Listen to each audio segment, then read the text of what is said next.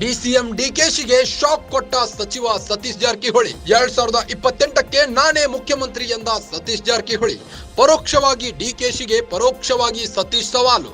ಸದ್ಯಕ್ಕೆ ಮುಖ್ಯಮಂತ್ರಿ ಕುರ್ಚಿ ಖಾಲಿ ಇಲ್ಲ, 2028ಕ್ಕೆ ಪ್ರಯತ್ನ ಎಂದಿದ್ದಾರೆ. ಹೆಚ್ಚುವರಿ ಡಿಸಿಎಂ ಸೃಷ್ಟಿ ಈ ಬಗ್ಗೆ ಹೈಕಮಾಂಡ್ ನಿರ್ಧರಿಸುತ್ತೆ. ಮೊದಲಿನಿಂದಲೂ ಈ ರೀತಿಯ ಕೂಗು ಇದ್ದೇ ಇದೆ. ಹೆಚ್ಚುವರಿ ಡಿಸಿಎಂ ಬಗ್ಗೆ ಹೈಕಮಾಂಡ್ ನಿರ್ಧಾರವೇ ಅಂತಿಮ. ಬೆಳಗಾವಿಯಲ್ಲಿ ಸಚಿವ ಸತೀಶ್ ಜಾರಕಿಹೊಳಿ ಹೇಳಿಕೆ. ಸಚಿವ ಸತೀಶ್ ಜಾರಕಿಹೊಳಿ ಡಿಸಿಎಂ ಡಿಕೆಶಿಗೆ ಶಾಕ್ ಕೊಟ್ಟಿದ್ದಾರೆ. 2028ಕ್ಕೆ ನಾನೇ ಮುಖ್ಯಮಂತ್ರಿ ಆಗೋದು ಅಂತ ಪರೋಕ್ಷವಾಗಿ ಟಾಂಗ್ ಕೊಟ್ಟಿದ್ದಾರೆ. ಪರೋಕ್ಷವಾಗಿ ಡಿಕೆಶಿಗೆ ಸತೀಶ್ ಜಾರಕಿಹೊಳಿ ಸವಾಲು ಹಾಕಿದ್ದಾರೆ. ಸದ್ಯಕ್ಕೆ ಮುಖ್ಯಮಂತ್ರಿ ಕುರ್ಚಿ ಖಾಲಿ ಇಲ್ಲ, 2028ಕ್ಕೆ ಪ್ರಯತ್ನ ಮಾಡುತ್ತೇನೆ ಎಂದಿದ್ದಾರೆ. ಹೆಚ್ಚುವರಿ ಡಿಸಿಎಂ ಸೃಷ್ಟಿ ಈ ಬಗ್ಗೆ ಹೈಕಮಾಂಡ್ ನಿರ್ಧರಿಸುತ್ತೆ ಎಂದಿದ್ದಾರೆ.